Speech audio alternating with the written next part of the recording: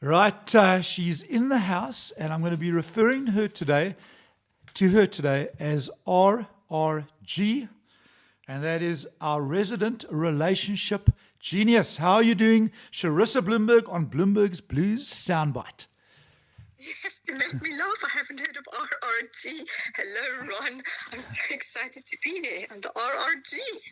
Hello, everybody. That is the new you, RRG, resident relationship genius. I think every single word rings true. How's your weekend been, Charissa?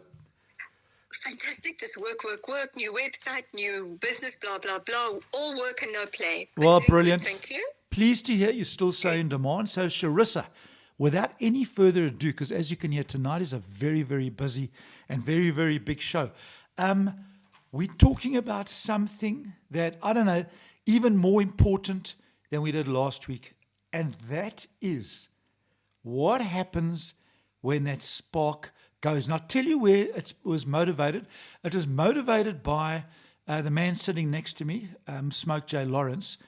And one of his main influences is B.B. King's song, The Thrill Is Gone.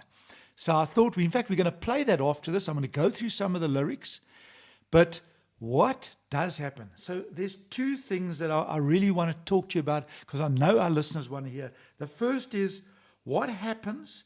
Well, I think just talk about that initial thrill, what that is like. And then afterwards, we can talk about what happens when the kids arrive, when the financial problems arrive, as they inevitably do. How do we get around it? Over to you. Yes, and hello to your very lovely guest sitting next to you. Okay, so the initial thrill has to fade because the body can't tolerate those high levels of elevated hormones indefinitely. You know, that crazy levels of excitement, and I want to see them every day, and I can't sleep, and I can't breathe, and I want to come over. That can't last, and for some people, that's all they want. But that should deepen and become more mature. But then over time, it doesn't. Exactly as you said, Ron, life happens, financial issues, kids are sick, we live past each other. You look across a busy room and their eyes don't meet and you don't So care true, if they do meet. so true.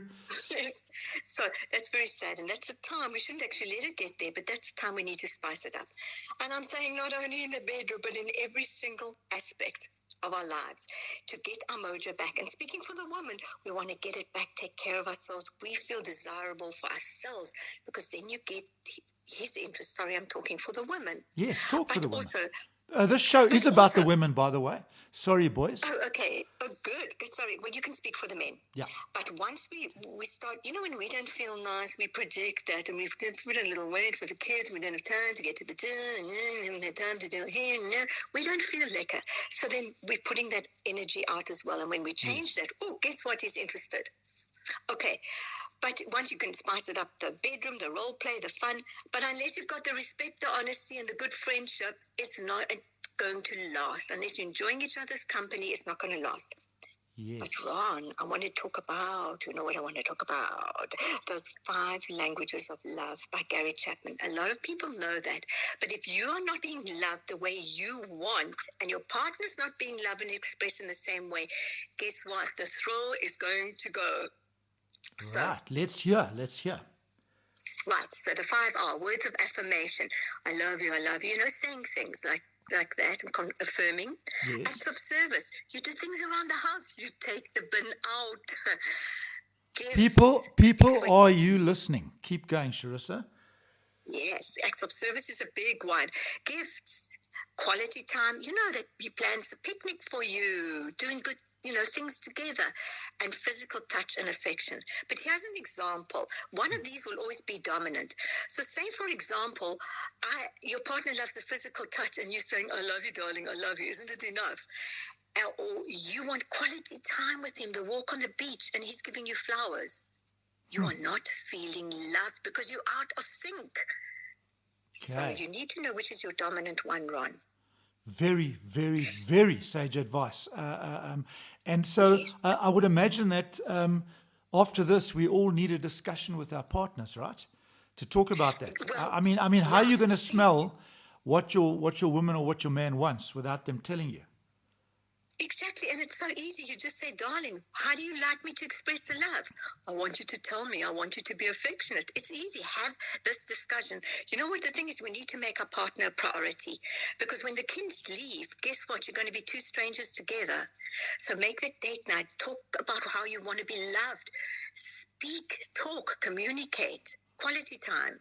Brilliant. So which is your dominant one? I have to ask you quickly. I'll tell you, it's definitely touch, affection, physical affection, without a doubt. Okay.